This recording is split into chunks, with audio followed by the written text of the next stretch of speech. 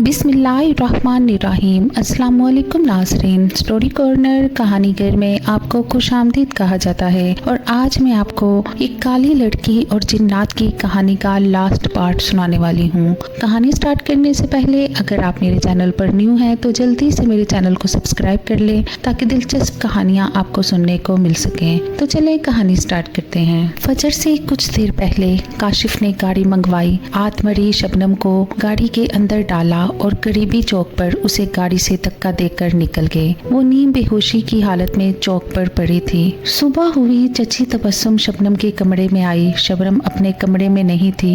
चची ने पूरा घर देख डाला मगर शबनम का कहीं पता ना चला। इतनी सुबह वो कहीं जा भी नहीं सकती थी मगर फिर भी चची ने बड़े चचा को फोन कर दिया। बड़े चचा ये सुनते ही दौड़े चले आए। शबनम गायब थी। उसके कमरे की तलाशी ली गई। तलाशी के दौरान एक खत मिला जिस पर मुख्तसर लिखा हुआ था, मैं ये घर छोड़कर अपनी मर्जी से जा रही हूँ। मुझे अपना जीवन साथी मिल गया है। चची ने तो मेरी शादी करनी नहीं है और मैं मजीद अपनी ज़िंदगी यहाँ बर्बाद नहीं करना चाहती।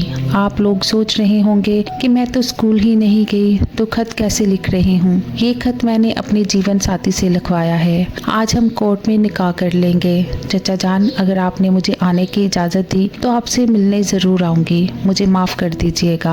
आपकी बदनसीब भतीजी शबनम। चची तबस्सुम वही ज़मीन पर बैठ गई और सीना पीट कर दहाइयाँ देने लगी। हाय मेरे अल्लाह, मैं तो कब से इस कलमोही के लिए रिश्ता ढूंढ रही हूँ। अब इस काली शक्ल वाली को कोई अपनी बहू बनाना नहीं चाहता था तो मैं क्या करती? किसी गाय बैल से उसे ब्याह देती। हाय मेरे अल्लाह, इस छटाक बड़ की माचिस की तीली ने मेरे घर की इज्जत को आग लगा दी।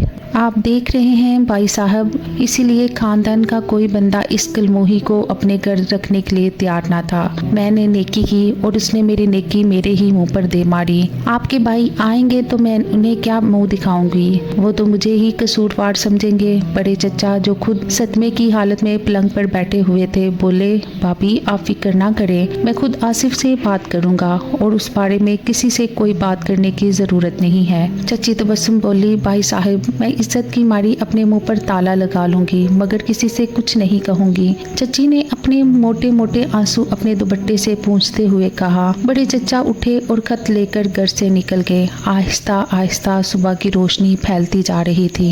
शबनम चौक पर नीम बेहोशी की हालत में लावारिस पड़ी थी। उसके इर्द गिर्द चंद लोग जमा हो चुके थे। किसी की हिम्मत नहीं हो रही थी कि शबनम के करीब जाए और उसे उठाए। इसी आस्था में एक बुढ़िया दाड़े मारती मजमा के करीब आई और शबनम से लिपट कर रोने लगी। हाय मेरी बच्ची, हाय मेरी बच्ची, तुझे कहाँ कहाँ मैंने नहीं ढूंढा। एक आदमी बोला, ये लड़की कौन है और माई तो इसकी क्या लगती है? बुढ़िया रोते हुए बोली, ये बदनसीब मेरी बेटी है। शबनम रात से घर से गायब है। मैं रात से ही उसे ढूंढने के लिए मारी मारी फिर रही हूँ। शबनम होश कर मेरी बच्ची, तेरे साथ क्या हुआ है? तेरा ये हाल किसने किया है? दूसरा आदमी बोला, ये पुलिस केस है, अपनी बेटी को लेकर अस्पताल जाओ और थाने में इसकी FIR दर्ज करवाओ। बुढ़िया बोली, हाँ बेटा तुम बिल्कुल ठीक कह रहे हो।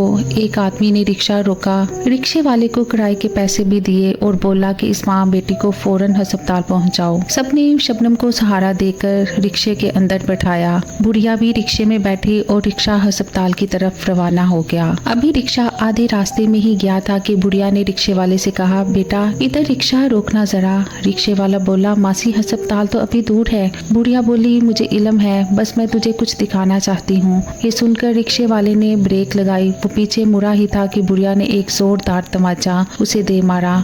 तमाचा पड़ते ही रिक्शे वाला वहीं बेहोश हो गया और बुढ़िया शबनम को लेकर गायब हो गई। शबनम के चचा वापस आए। खानदान के सारे बड़ों की बैठक लगी। हर कोई सर पर हाथ रखे बैठा था। किसी को यकीन नहीं आ रहा था। कोई कह रहा था शबनम खानदान की इज्जत को धूल की तरह उड़ाकर चली गई, तो कोई कह रहा था कि शबनम ने हमारी नाक कटवा दी और कोई कह रहा था कि एक बार उसका पता चल जाए कि वो कहाँ रह रही है, हमारी इज्जत मट्टी में मिलाने की सजा उसे जरूर मिलेगी। आखिर शबनम के दादा खड़े हुए और बोले, शबनम का नाम अब कोई नहीं लेगा, वो हमारे लिए मर गई। इस किस्से को यही दफन कर दो। ये कहकर दादा चलते बने। शबनम कोहे काफ पहुंच गई। शबनम को जख्मी हालत में शफा खाने पहुंचाया गया। उसकी हालत बहुत खराब थी। शफा खाने की बुढ़िया जिनजादी ने शबनम का इलाज शुरू कर दिया। शबनम को कोहे काफ लाने वाला जिनजाद था जो भेस बदल कर बुढ़िया की शक्ल में इंसानों की दुनिया में घूम रहा था। जिन्नात तो बहुत जल्द ठीक हो जाते हैं, मगर शबनम इंसान जादी थी। उसे ठीक होने में कई दिन लग गए। उस दौरान शफा खाने की बुढ़िया जिनजादी ने अपने जादू के जोर से शबनम के माजी और हाल को खरीद डाला, लेकिन उसका जिक्र किसी से नहीं किया, हता के मलका से भी नहीं। 2 हफ्ते बाद शबनम की हालत काफी बेहतर हो चुकी थी, तो जिनजादी ने शबनम से कहा, तुम्हें कुछ कहने की जरूरत नहीं है, जख्म अपने हालात खुद बता देते हैं, मगर मैं तुम्हें ये बताना अपना फर्ज समझती हूँ कि जिंदगी तुम्हें ऐसे मोड़ पर ले आई है जहाँ तुम जिंदगी से अपनी खुशियों का सौदा कर सकती हो। अल्लाह ने तुम्हें सिर्फ असाबी तौर पर मजबूत नहीं बनाया, बल्कि तुम्हारे अंदर बड़ी बड़ी सलाहियतों को पोशीदा रखा है और मैं उन्हें अपने जादू की ताकत से देख सकती हूँ। शबनम ने कहा, आप कहना क्या चाहती हैं, साफ साफ बताएं। जिनजादी बोली, तुम शहनशाह के महल की तकदीर बदल सकती हो, शहनशाह की नस्ल को आगे बढ़ाने की ताकत रखती हो। महल पर छाए नहुसत के बादल तुम्हारी वजह से हट सकते हैं। ये सुनकर शबनम कहकका लगाकर हंस पड़ी। वो हंसती जा रही थी, जबकि बुढ़िया जिनजादी तसल्ली से शबनम को देख रही थी। शबनम की हंसी रुकी तो उसके आंसू गिरने लगे। थोड़ी देर बाद वो बोली, जिनजादी, मैं तो अपने मुकद्दर पर छाए नहुसत के बादल हटा नहीं सकी, तो किसी की नहुसत भला कैसे खत्म कर सकती हूँ? क्यों मजाक कर रही हो? जिनजादी ने कहा, मैंने तुम्हें बता दिया, अब यकीन करना या ना करना तुम्हारी मर्जी, तुम्हें जल्द खुद ही पता चल जाएगा।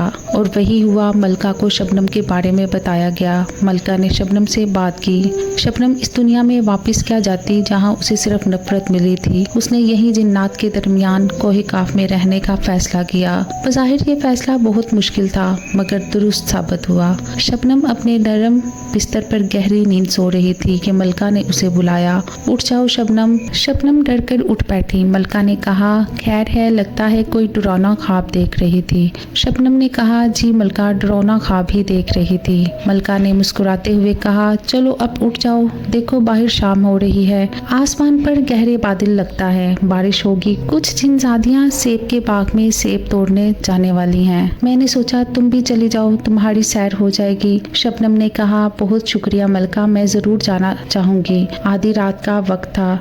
चच्ची तबस्सुम कमरे में गहरी नींद सो रही थी। उनके साथ वाले बेड पर चचा आसिफ सो रहे थे। अचानक चच्ची नींद में ही मछली की तरह तड़पने लगी। शोर की आवाज सुनकर चचा की आंख खुल गई। क्या देखते हैं कि चच्ची ने अपने गले को पकड़ रखा है। खुद ही अपने गले को जोर से दबाए जा रही थी और खुद ही तड़प रही थी। चचा उठे और चच्ची की तरफ लपके। तबस्सुम, तबस्सुम, क्या हुआ है तुम्हें? चच्ची ने अपनी आंखें खोल दी। उनकी आंखें अंगारे की तरह सुर्ख हो रही थी। चच्ची ने चचा को धक्का दिया। वो सामने सोफे पर जा गिरे। चच्ची ने कमरे से बाहर दौड़ लगा दी। चचा चच्ची के पीछे भागे। रुक जाओ तबस्सुम। मगर चच्ची अपने आप में नहीं थी। चच्ची बेटी की शादी कर चुकी थी, मगर बेटे अपने कमरों में सो रहे थे। शोर शराबा सुनकर वो भी अपने कमरों से निकल आए। चच्ची बाहर का गेट खोलने ही वाली थी कि चचा ने उन्हें मजबूती से पकड़ लिया और चलाए, जल्दी आओ, अपनी माँ को पकड़ो। चच्ची की चीखों पुकार से गड़ के दरो दीवार हिल रहे थे। छोड़ मुझे, छोड़ मुझे। बेटे भी माँ की तरफ भागे। सबने मिलकर चच्ची को काबू किया। शोर की आवाज सुनकर मोहल्ले वाले भी आ गए और बाहर से चचा को पुकारने लगे। आसिफ, खुदा खैर करे, ये कैसा शोर है? अंदर क्या हो रहा है? चच्ची की हालत किसी पागल जनूनी की मानित हो रही थी। थक हार कर बेटों ने मिलकर माँ को रस्सी से बांधा। तकरीबन आधे घंटे बाद चच्ची की हालत नॉर्मल होने लगी। चच्ची पर एक ऐसा शदीद दौरा पड़ा था कि जिसने न सिर्फ चच्ची बल्कि पूरे घर को हिला दिया। चचा मोहल्ले वालों को अपना दुख सुनाकर वापस भेजने लगे। मोहल्ले वाले चच्ची की हालत देखते, दुआएं देते और चले जाते। कुछ बुजुर्गों ने चचा से कहा भी,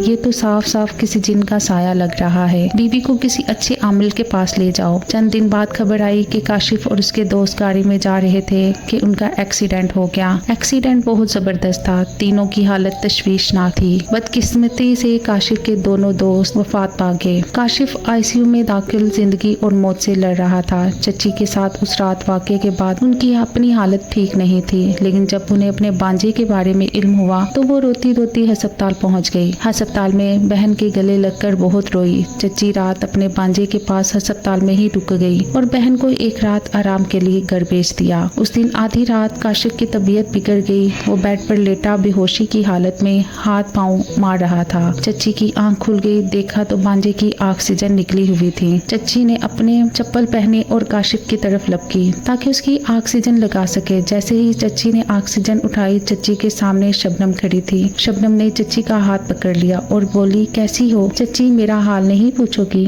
बांजा तो तुम्हें बहुत प्यारा है। चच्ची खौफजदा नजरों से आंखें फाड़े शबनम की तरफ देख रही थी। शबनम ने कहा, जानती हो मैं जिनजादी बन गई हूँ। पता है शहनशाह कोहे काफ की बहू बन चुकी हूँ। और जानती हो कि मैंने शहनशाही जिन्नात के 25 बच्चों को जन्म दिया है। मैंने चच्ची डरते डरते रोते हुए बोली, काशिफ मर जाएगा, मुझे ऑक्सीजन लगाने दे। शबनम ने कहा, मैंने तो ही उसे यहाँ पहुँचाया है, मैं तो चाहती हूँ कि मर जाए। चच्ची ने कहा, शबनम माफ कर दे, काशिफ को छोड़ दे। शबनम ने चच्ची को धक्का दिया और काशिफ के मुंह पर ऑक्सीजन लगा दिया। ऑक्सीजन लगते ही काशिफ की सांस बहाल होने लगी। शबनम ने कहा, उस रात क्या हुआ था? चच्ची, वो तो नहीं हुआ था जो तूने खानदान वालों को बताया था। चच्ची रोती हुई घुटनों के बिल बैठ गई।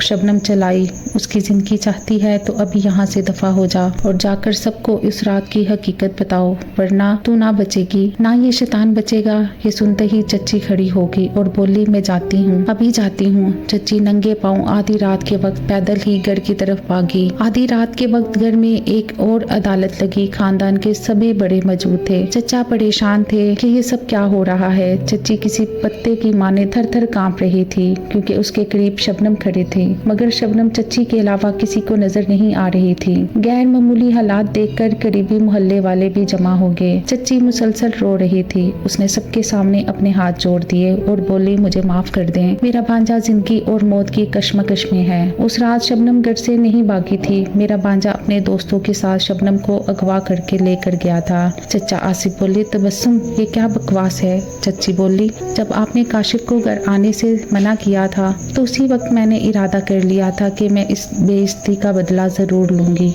मगर मेरी बदकिस्मती कि काशिफ ने वो कर दिया जो उसे नहीं करना चाहिए था। उसी वक्त शबनम वहाँ जाहिर हो गई। शबनम को देखते ही सब हक्का बक्का रह गए। शबनम के आंसू उसके गालों से फिसलते जा रहे थे और वो बोली, काशिफ ने सिर्फ मुझे अगवा नहीं किया बल्कि चच्चा जान तुम्हारे खानदान की इज्जत को दागदार करके उसे बीच चौक पर फेंक दिया था। ये सुनते ही दादा गिरजे, आसिफ, शबनम क्या कह रही है? तेरी इस चिलात बीवी ने हमसे कौन सा बदला लिया है? शबनम ने मुख्तसर अपनी आपबीती सुनाई और बोली, दादा जान देखो अपनी पोती को, आज वो क्या बन गई है, वो एक जिनजादी बन गई है। तुम सब ने मुझे नफरत के अलावा दिया ही क्या था, मगर दूसरी दुनिया की मखलूक ने मुझे कबूल किया, मुझे मोहब्बत दी। क्या मेरी रंगत का काला होना मेरा गुनाह बन गया था? चच्चा शर्मिंदा खड़े थे, हर आंख रो रही थी। शबनम वापस लौट आओ मेरी बच्ची। शबनम ने कहा, नहीं दादा, मैं जादू सीख चुकी हूँ और उस नफरत ने मेरे अंदर इतनी नफरत पड़ी है कि मैं यहाँ आई तो सबको मार डालूंगी। ये कहकर शबनम वहाँ से गायब हो गई। उसी वक्त चच्ची की बहन का फोन आया कि काशिफ अब इस दुनिया में नहीं रहा। काशिफ के कुल होते ही चच्चा आसिफ ने तबस्सुम चच्ची को तलाक दे दी। नफरत की एक कहानी ने नफरत की कितनी कहानियों को जन्म दिया, कितनी जिंदगियां बर्बाद कर दी। शबनम चली गई और लौटकर दोबारा वापस ना आई, मगर कहते हैं कि कुछ लोगों ने शबनम को कई बार इन्हीं गलियों में चलते फिरते देखा है। कुछ अरसे बाद शबनम के बाप का भी पता चल गया था। अस्पताल में उन्हें नशे की हालत में बेहोश किसी ने पहुंचा दिया। इत्तेफाक से मोहल्ले का ही एक आदमी वहां मौजूद था। उसने शबनम के बाप को पहचान लिया और फौरन उसके घर इतला दी, मगर नशा करके उसकी हालत इतनी खराब हो चुकी थी कि वो बामुश्किल अपनी सांसें पूरी कर रहा था। डॉक्टर ने साफ जवाब दे दिया था कि इसका बचना बहुत मुश्किल है। उम्मीद करती हूँ कि आज की कहानी आपको अच्छी लगी होगी। मजीद अच्छी कहानियों के लिए मेरे चैनल को सब्सक्राइब करें, वीडियो को लाइक करें। अल्लाह निगहबान।